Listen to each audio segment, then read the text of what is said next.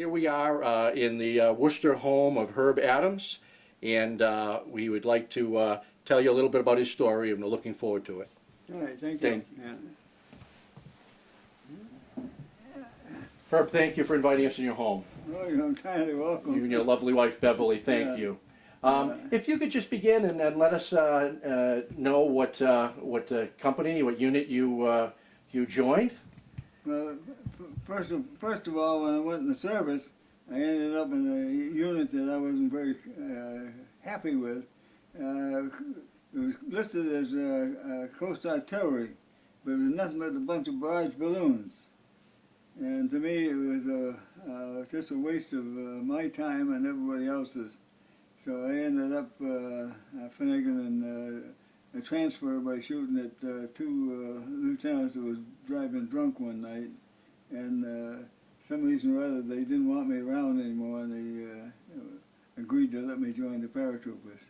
So I ended up joining the paratroopers like in July of '43. I went to Fort Benning, Georgia for the training, and all of a sudden I discovered that my basic training was totally basic, because the training you get as the paratrooper is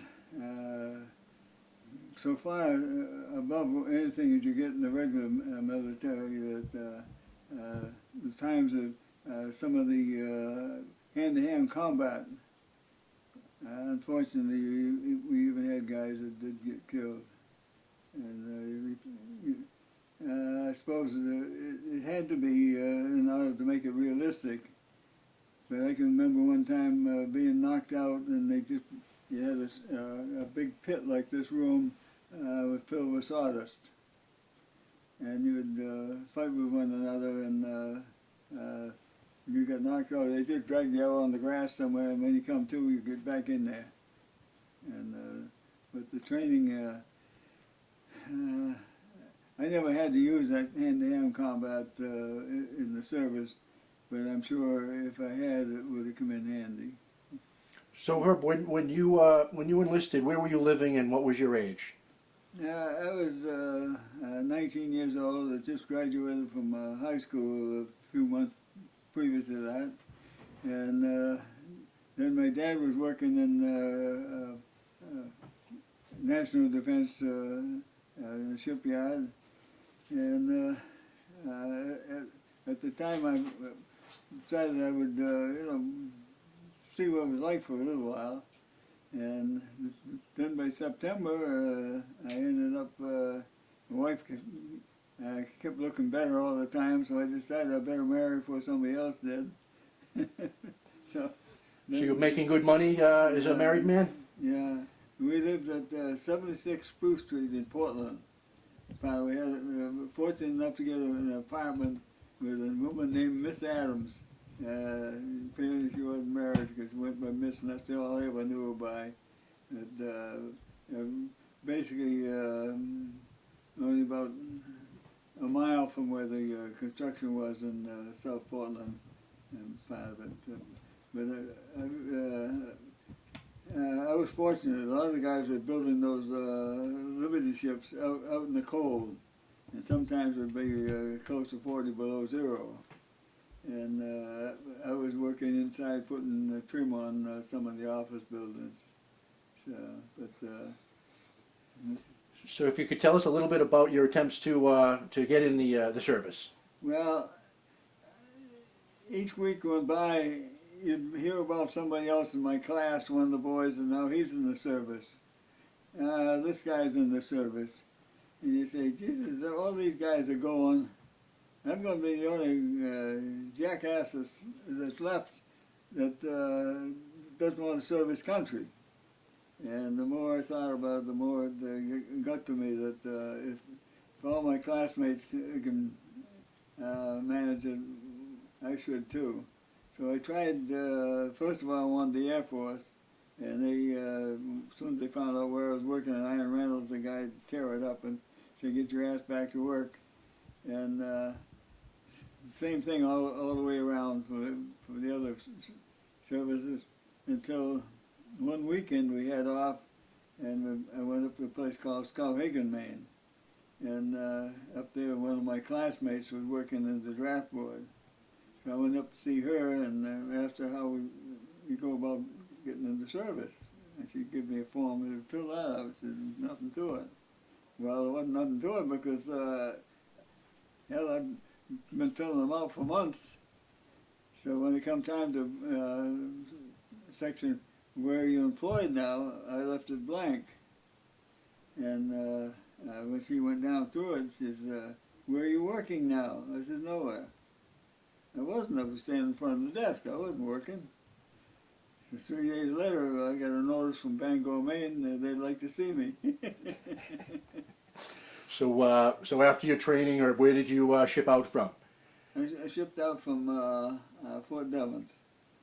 And that's another strange story because I'd read all kinds of papers and other stuff about how the service, how he was treated and all the rest of it and so forth. And believe it or not, they had a pamphlet. They told us that you was entitled to 8 hours rest between exercises and whatever's going on. So we shipped into Fort Devens about 2 in the morning. Now, 6 o'clock in the morning, somebody's at the bottom of the bunk, let's go. And I more or less told the young fellow that was probably in the service 3 days, get the hell out of there, I hadn't had my 8 hours. So, as it turns out, everybody leaves. I don't know how many hours later, but somewhere around 8 hours, I guess it was, there's a nice young lieutenant standing there, and he's got a beautiful uniform. Beautiful to me, I hadn't seen one before. Fatigues. Now he says, everybody else has gone to breakfast and they've already left. So he says, I'll show you where the mess hall is. Introduce you to the sergeant in the mess hall. Fine. We walk, I don't know, down to the mess hall. Go in, he introduced me to turns me over to the mess sergeant. He says, you know, kind of late, but I'll show you how pick up food. Of course, at that time, it was 24 hours a day that line was going. So as soon as I get through eating, he's right there showing me where to put the dirty dishes. The only problem was he introduced me to the corporal that was in charge of the kitchen. 3 days on, 3 days off. I had 3 days, 8 hours on, 8 hours off, right around for 3 days in that kitchen. All of a sudden, one morning, I woke up, the lieutenant was back. This time he got a dress uniform. He said, how would you like to put this on? Yes, sir. I always thought that was one smart officer. Now, he could have ordered me to go do something, but he didn't. You want 8 hours on, you get 8 hours on, you get 8 hours off. Yeah. So Herb, following your paratrooper training, where did you ship out of, and where did you arrive? Well, overseas? We took the training in Fort Benning, Georgia, and after I completed the 5 qualifying jumps, I was given a week furlough to go to Maine and see my wife before I shipped out. I went back, and we shipped out of Newport News, Virginia, and part of it. They took, at the time, I was in the 540, what they call 542nd unit, but where they needed replacements so desperate in Europe, they just took 500 of us out of that unit because they were supposed to go, they did eventually go to the Pacific, but 500 of us went as a group, and we more or less followed the same route that the 82nd had like almost a year before. So ended up landing in Casablanca, and we discovered Casablanca wasn't quite like the movie. So could you tell us a little bit, Herb, about your first combat jump, or was it a amphibious assault? Is it?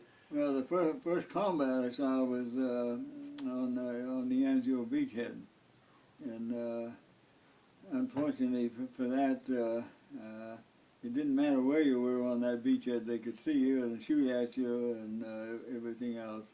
I ended up basically on what they call the Mussolini Canal, and part of it. The only disadvantage of that was we had we called bed check Charlie, a plane would come over, put in there every night, and drop bombs all up and down along the canal, because apparently even at night you could see the outline of that canal. So they knew the Americans were there, so they dropped the bombs on us and part of it. But I'd only been there, I would say probably 3 days, and we had Germans was firing mortars at us. And the sergeant came by and he says, "Herb, find out where they're firing from." Well, what are you supposed to do? You can hear the thing popping over here. So I told my assistant machine gunner, I said, "Don't shoot me when they come back." So I get up, I walk across nobody's land, which turned out to be a minefield along with everything else. I go way over to the big building, look around the building. The Germans are sitting right in the crossroads, on the other side of the building. They got the mortar over there firing. So I come back and tell the sergeant right where they are. He said, "Give me the azimuth." So what the hell are you talking about? He said, "I asked you to..." Then he realized what I'm saying. He said, "How do you know they're in the crossroads? I went over and looked." You're supposed to be 3 points along the line. You would take a compass, and wherever you thought you heard that sound, then they put it on a map, and that's where they'd fire. It pays to be stupid, I guess. So you were also saying about this little bit of a stall at Anzio. You remember some of the ability to head straight inshore? Opportunity existed for a while. Is that what you were saying about the general? Well, my opinion, and a lot of the other fellows that was on the Anzio, felt that General Jones was too timid.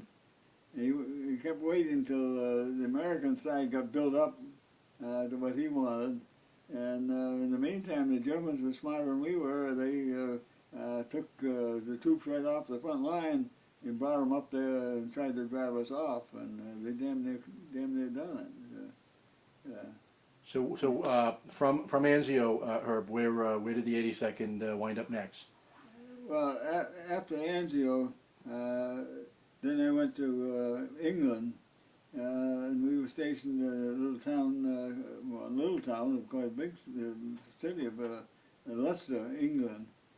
And due to the fact that we'd been fighting all winter while everybody else was sitting in sunny England, because the unit was pretty well beat up, they put us in reserve. And I volunteered during the month of May, 2 to 3 times a week. You'd go out and get on one of the C-47s, and there'd be two guys on the plane, 2 paratroopers, and the planes would you'd have guys navigators trying to learn how to navigate at night and so forth, and we might fly 10 minutes, you might fly a half hour over different places, and then you jump out. The first guy would jump, and the next guy would jump 19 seconds later. That would be approximating what it would be to unload the plane if you had it full of paratroopers. And you wouldn't be on the ground, I wouldn't think, more than 5 minutes before you knew where you were. Because if somebody pointed a shotgun at you, or a pitchfork, or something else, the British Home Guard, they was all over the place. And apparently they saturated those open fields at night. They didn't want the Germans to, parachuting in for fifth column and all the rest of it. But as soon as you could convince the British who you were, you take a map and they'd mark it where you landed. Well, some of the nights we weren't on the map at all. We'd be maybe 20 miles from where we were supposed to be, and stuff like that. So that was one of the things.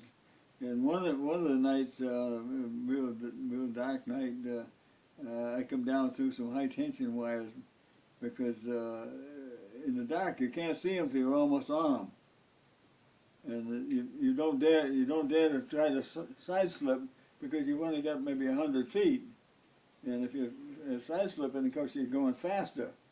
It's bad enough to land the speed normally, but if you're coming twice as fast, you break your legs. How close were you to the tension wires that you missed them?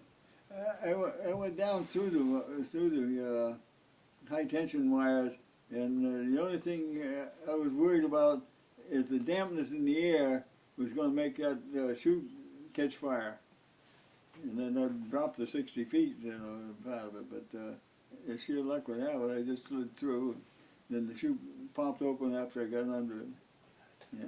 So your first combat jump was Market Garden My operation. combat jump was in Market Garden. Yeah. Could you tell us a little bit about that, Herbert? Well, it was a real beautiful Sunday. Basically, we landed up there, I would say, somewhere around 1 o'clock in the afternoon In Belgium? in Holland. And part of it, I jumped in a place what they call Grave.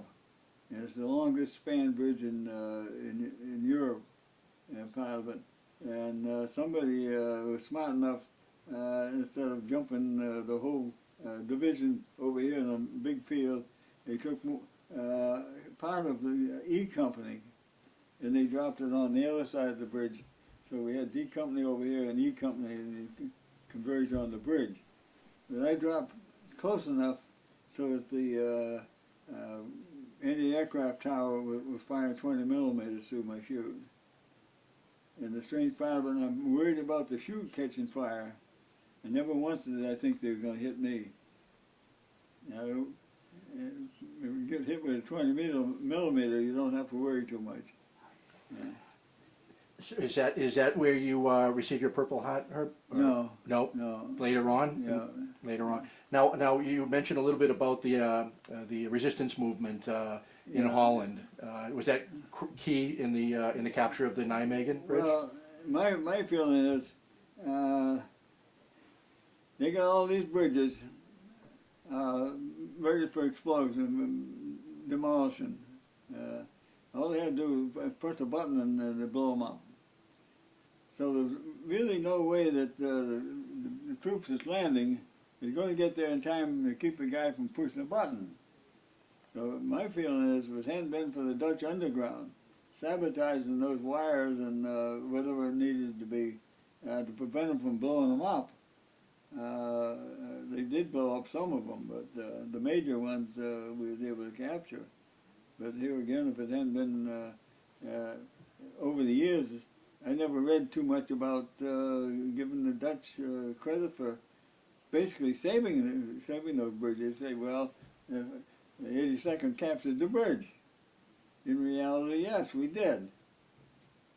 But even when the places, the fields being shelled and other stuff, those civilians are out there gathering up supplies for us, rounding up the food, the ammunition, and all the other stuff, and bringing it out to the road, or loading it in carts with one horse on it, and pull it to where we could use it.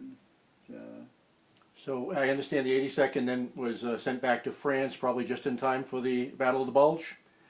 Yeah, but on the way back, like I told you earlier, that my brother was in the Canadian Army. And the Canadians were leaving 504, in this particular instance, on the convoy we was in. For some reason, both convoys stopped. Well, I guess, I don't know whether smart or stupid or what. I jump off of the truck, I go over to one of the other Canadian trucks, and I asked the driver, I said, you by any chance know a guy named Eldon Adams? He said, no. I said, well, he wants to know, he said, what does he do? I said, the last time I heard from him, he's what they call a dispatch rider. So he says, well, there's a guy coming up the road now on a motorcycle. Why don't you stop him and see if he knows him? Turned out to be my brother. We were going to talk about maybe 5 minutes before the convoy started again. And never saw him again until after I got home from the service, and I went up to Canada to see him. Part of it. But we was only back in France just a little while. Pretty much the last of November. I don't know what the date is now, but somewhere in November when we got back to France. And then on the 17th of December, we ended up loading on, I call them cattle trucks, big trailers, they're open. And we packed in there so that everybody couldn't sit down. There was that many on. And you had to take turns sitting down and other stuff. And you didn't stop for anything except for the guy to drive in to swap and put fuel in it. Other than that, it rolled continuously. How many jumps did you make in Germany? One? Just a one, and a combat one. The combat one was in Holland. So, Okay. the only other jump would be later on after we would occupy Berlin, part of it. So they had in Berlin they'd have dignitaries, they call them, coming in, and they'd want to see somebody parachute out, so they'd take a company maybe, and you go up and 100 guys jump and Public relations. yeah, that was the whole thing. Tell us, did you get hit with shrapnel, or did you get hit with a shell, or what? How did you? Oh, was the frost? During the Battle of Bulge, we were up there, like I say, basically the actual fighting for me started on the 18th in a place called Chinook. It was a terrific battle almost immediately. And we went into an SS unit. And then I survived all through that until February 5th. We was in the Siegfried line, and we got relieved. I don't know what unit, but somebody got relieved.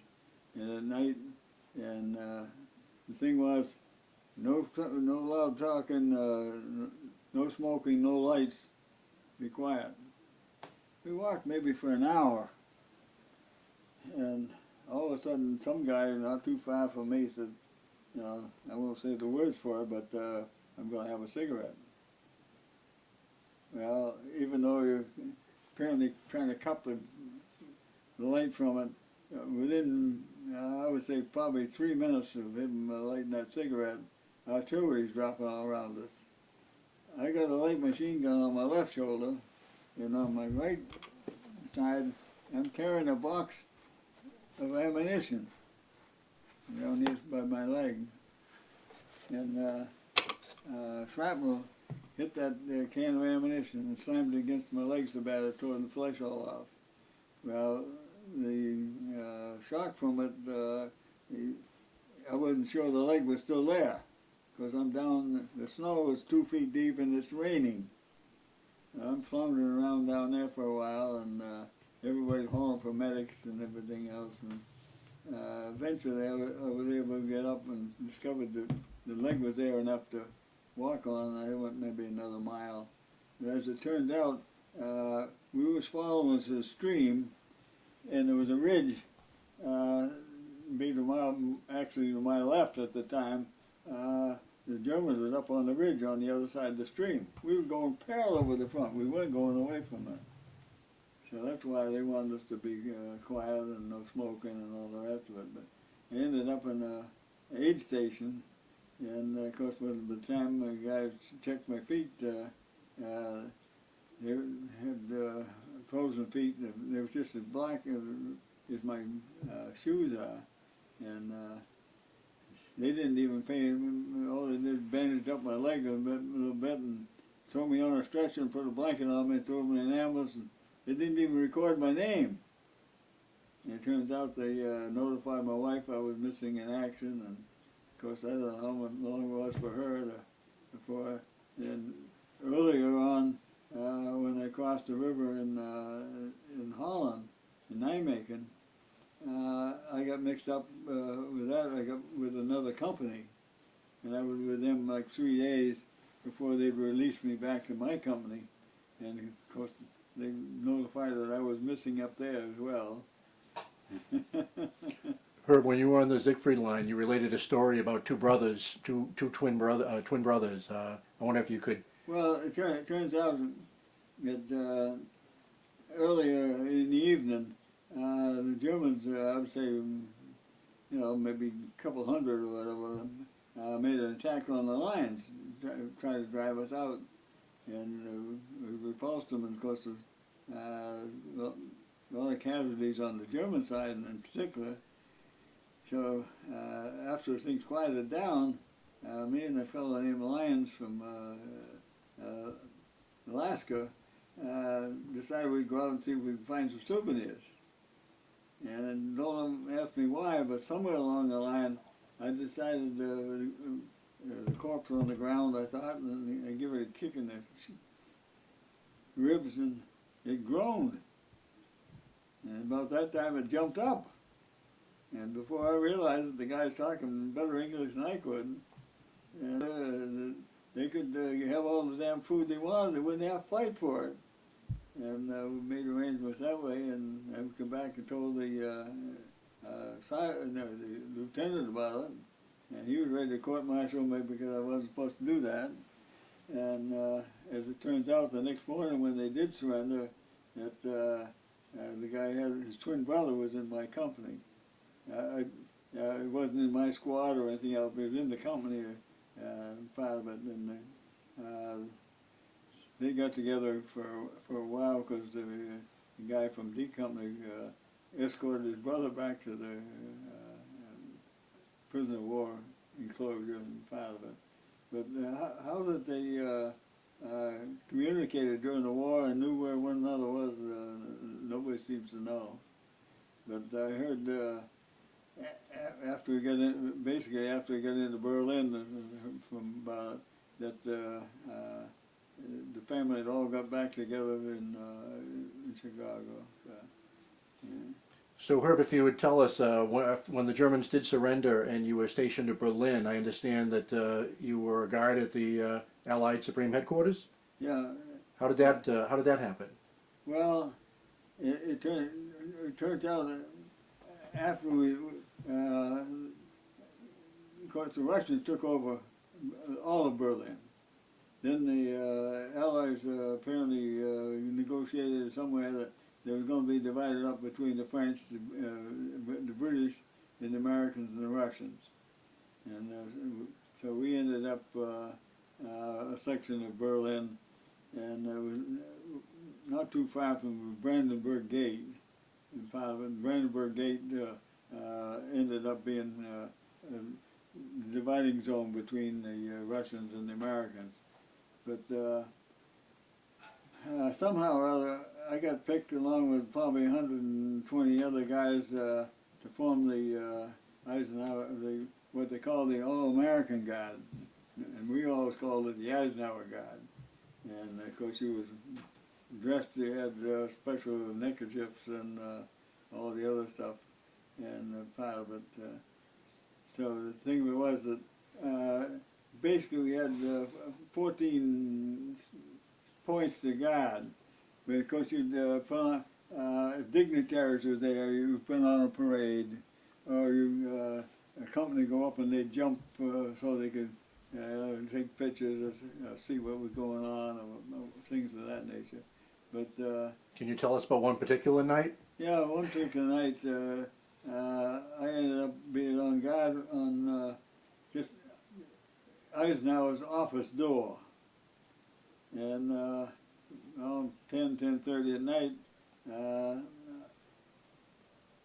no general in his right mind is ever going to be working at 10:30 at night. So I opened the door and looked in, and there's a nice great big desk, and from my memory, it seemed like a big leather chair sitting behind it. I'm saying to myself, I wonder what it's like to sit in the general's chair. So I look up and down the hall, and nobody there. In I go. I hadn't anymore sit down in that chair. And the next thing I know, the door opens. General Eisenhower, Colonel Adams was his aide, and the colonel started in on me, and Eisenhower reached over and tapped him on the shoulder, and he shut up just like you turn off a radio. And then Eisenhower started talking to me about chair one thing and another, somewhere, well, I don't remember all the exact words, but anyway, I said, the chair, I found the chair wonderful, just like the general. So the general was not mad at all, he kind of laughed. So now he says, does that mean I have to send guard on the door? I said, no, sir. Eisenhower said that to you? Oh. And later on, when he was running for office, I got to meet him here in Worcester, when he was campaigning through Worcester. He got through with the dignitaries, one thing and another, and I finally worked my way up to talk with him. He remembered you? And I first mentioned it to him, and then all of a sudden he said, yeah, I remember that. So I asked him, I said, why didn't you let the colonel just court-martial and have it done with? He said, why should I do that? He says, I knew every man on that guard detail would give his life for me. He says, why should I punish him for it? Yeah, somewhere in the attic, I don't know where it is now, but I've got a card from Eisenhower when he was, not before, when he was president, but when he was running for office. Yeah, he sent me a card and signed it. Yeah. Fascinating, Herb. I just mentioned briefly as well, during the occupation, some things stick in your mind more than others. And I was just wondering about your thoughts on... Well, like I've told people before we actually was selected for guard duty for Eisenhower, we had what they call outposts, basically to keep the Russians from molesting the Germans or stealing stuff from them and all the rest of it, and part of it. And one of the days when I'm going out to be on the outpost, a young woman called her, hey soldier. And I looked over and the young woman, I would say somewhere in her early 20s, with a little, well, wasn't very beautiful then, but a child with her. And she was begging for chocolate. She wanted something for the child to eat. And I gave her the chocolate, and then the first thing she did, she said, I can't pay you for it. And I said, you didn't ask you for the pay. And as I started to walk away, I realized at that time a pack of cigarettes was worth basically $200 in black market money in Berlin. And you could get stuff for a cigarette that you couldn't for money. And I said, what could you do with a pack of cigarettes? And that's when she really started crying. And she shook her head and says, in fact, she turned around back to her and says, I can't pay you. I said, well, I'll give you the whatever part of it. So I gave her the cigarettes, and probably 3 days later, I'm going very similar area, and I hear this woman, hey, soldier. And I look around, and one of the most beautiful women, and a little blonde child standing there, and she's laughing, says, that's me. She had traded those cigarettes for not only clothes, but for water and food and stuff, whatever to clean herself and that child up, and part of it. And later on, I ended up giving her two packs of cigarettes, with part of it. And the last I knew, she'd used the cigarettes as a bribe to get herself and the baby into the West Zone. You had to go through the Russian zone to get there, but part of it. But like I've told other people, there was a lot of brutality in the war.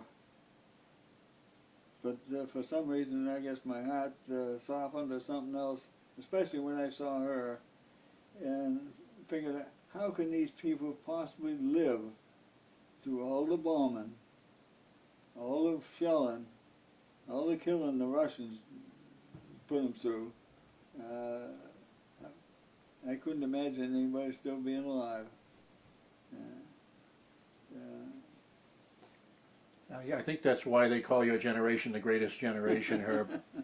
Honestly, after fighting the way you did, to recognize civilians in that kind of distress. So Herb, today we do have American sons and daughters in harm's way. What would you say to a young high schooler who was considering military service? Well, it's a hard thing for me because I've got a grandson that's now in the Master's National Guard, and he's been assigned 4 times overseas. And each time when he comes back, he's not the same person. But yet, if we don't, I don't know what the world would be like. It seems too bad that it has to be the Americans shoulder all the burden of the fighting and all what's going on. But I think even with the I'm going to say brutality and everything else of what you're seeing in the war, either makes or breaks a person, and part of it. So I wouldn't go so far as to recruit him, a person to be in the service at this present time. I would be more inclined to try and talk to my politicians and see if we can't talk to one another rather than shoot one another. Wiser words couldn't be spoken. Yeah. I forgot, by the way, to congratulate you. I understand you just passed your 90th year. Yes, 12th of October. Happy birthday, Herb. And the city manager of all things came to my house and presented me with that medal over there. The city manager of Worcester? Yeah, that's why you got that picture over there. It's the day that it shows him presenting that medal to me. But he's been beyond belief as far as supporting the veterans in the Worcester. This is the city manager, What's his name? O'Brien. What's his name? Michael? City manager O'Brien, Michael O'Brien. And he even takes a group of us at times out to lunch. Now, you wouldn't expect somebody like the head of the city, his position, one thing and another. Why would he bother with 5 or 6 old veterans, you know? I got too many other things to do. But he don't. And then last year and this year both, when Collins had their World War II planes at the Worcester Airport, he won't say he's doing it, but he arranges anyway to have up to 10 veterans get to fly on those planes at no cost. And I've asked him a couple times who pays for it, and he said, you don't need to know. And I think probably a lot of it comes from him. So, Herb, when you returned home to your lovely wife, Beverly, what in civilian life filled your next 30 years, say? What did you... Well, basically, for the first 2 years, I was a stupid jerk, really. I went out and spent my money on fast cars. If they wasn't fast enough, I had them souped up so they would go faster. Put money aside so I could pay the fines. How come my wife Beverly ever stayed with me the first 2 years, I have no idea. Eventually I ended up calming down enough after I spent all my money.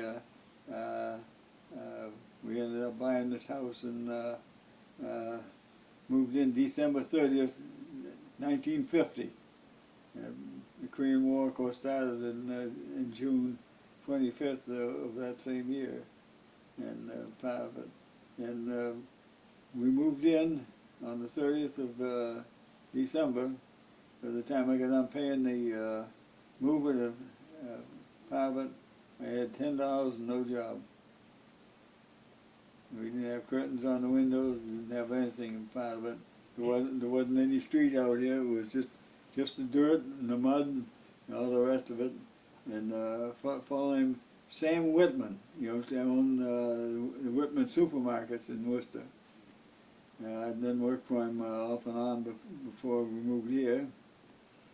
I got a letter, and the only thing it had in the letter, the cheap bastard, get a telephone, Sam. How many children did you have? Had three children. Yeah. What are their names? But I had the oldest boy was born November 16th, 1946. Yeah. Then the next one was 1950, and then I had a daughter in 1954. What is her name? Ellen Longfall. She just passed away a year ago in October. Oh. Yeah, they went over. Her and her husband went overseas, and somewhere she picked up some kind of disease that eats up your organs inside and all the rest of it. Even the fingers and stuff all started deteriorating, so that part of it. But yeah. Can I draw a little bit of attention to your uniform, Herb? Because you look like you could still jump out of a plane today. You look sharp and spry. But you're never going to guess how I got to fit my uniform. About 5 years ago, I weighed slightly more than I do now, by at least 50 pounds. I ended up with cancer, and during the year that I've struggled with chemotherapy and radiation and everything else, I got down to a lot thinner than I am now, really, but part of it. I got this uniform to work with the 82nd Airborne Gavin chapter here in Massachusetts. So we all had the same uniform type of thing, and part of it. But after I got through with the cancer, I fit the uniform again. it's a tough way to fit into a uniform, Herb. But So I've had this since the early '60s. Yeah. well, if you would, we can see the Airborne patch Yeah. and the All-American on your shoulder.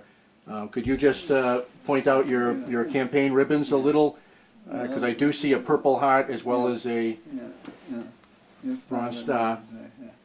Could you speak a little bit about the orange sash? Well, that was something that was presented to the 82nd Airborne when we was in Berlin by the Dutch government. Well, the ceremony for it, and the sergeant and an officer was presented it. But somewhere with all the shuffling around, I never got mine issued to me. And be 2 years ago now, a young man in Belgium, I can't think of his name at the moment, but he contacted Chris DeMarkin, looking for somebody that had been in Holland at the time of the invasion over there. And Chris, the two of them communicated back and forth by email or whatever they do nowadays. And so one thing, it turns out that he wanted to know if I'd been presented with the Order of Orange. And at the time I didn't know what he was talking about, so we eventually found out that part of it. And he arranged to contact the Queen to see if it were, even at this late date, they could do anything for me. And then they contacted the Dutch consul, and then a snowball from there. Yeah. Well, you're humble about it. I happened to be at this ceremony where I believe they indicated that the highest honor that can be bestowed by the Dutch government. But that, yeah, but that for a non-Dutch person, yeah. That's fantastic. And again, if you could, how did you earn your Bronze Star? But, well, you get that from you got the combat infantry badge. And if you have spent at least 30 consecutive days in combat, and you've got a Purple Heart from it, they felt that you must have been doing something worthwhile, so they stuck a Silver Star on it. You are the definition of a survivor, Herb, I gotta say. Yeah. Is there anything more you'd like to add, again, to the group that's... No, this is what we're gonna do. Okay. About what? You mentioned earlier about the young men from your high school graduating class that served. There were 10 of them out of the 11 that ended up serving during the war. Some of them ended up prisoners of war. Another young man, who was in my class, he ended up in the Navy, and he stayed for 32 years. And he got the most battle stars of anybody I've ever known, with 26. And you say, how can you be up 26? Now you still have 32 years from World War II, included Vietnam.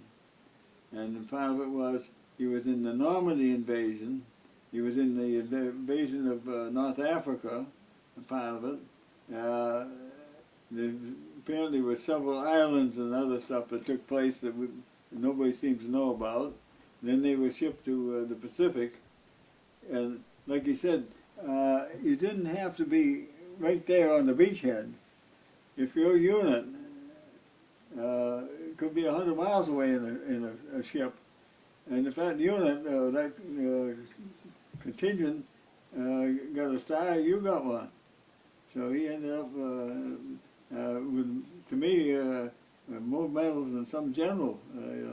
Well, he stopped for 32 years. If you accumulate, it costs a lot of medals. But the one thing that impressed me the most was 26 battle stars.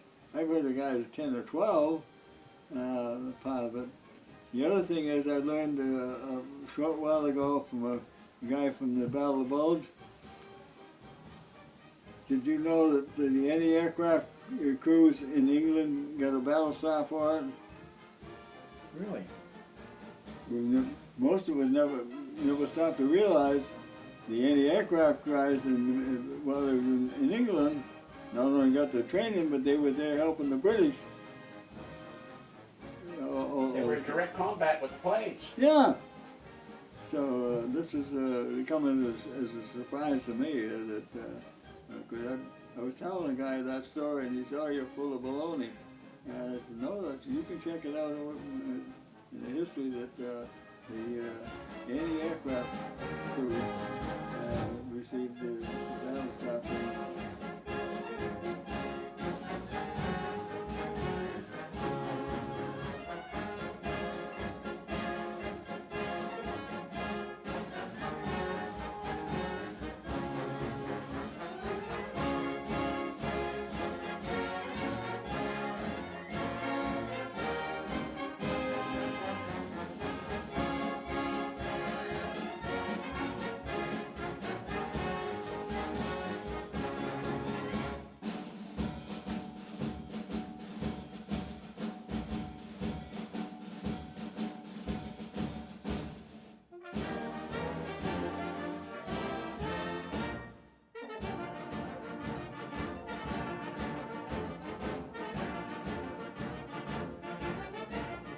Well, Herb, I gotta truly, honestly say, it is a privilege and an honor to have chatted with you, and on behalf of everyone, I'd like to thank you for your service.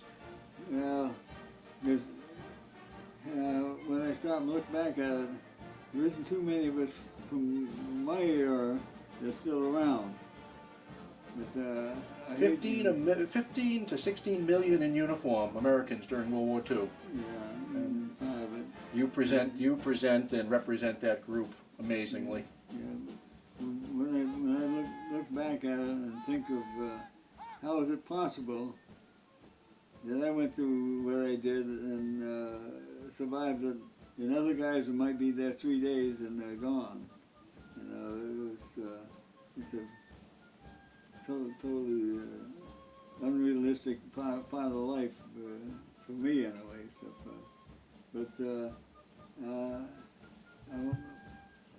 We'll never know. No. We'll never know. But thank you so much. But I've never regretted. Of course, I came from Maine originally, and my wife moved to Massachusetts and worked in Cornell Dubles in Millbury. And then she worked a place in Worcester. And for some reason, I decided I'm going to stay in Worcester and see what it's like, because I figured there's more work here than there was in building barns. Worcester is all the luckier for having you. Thanks again.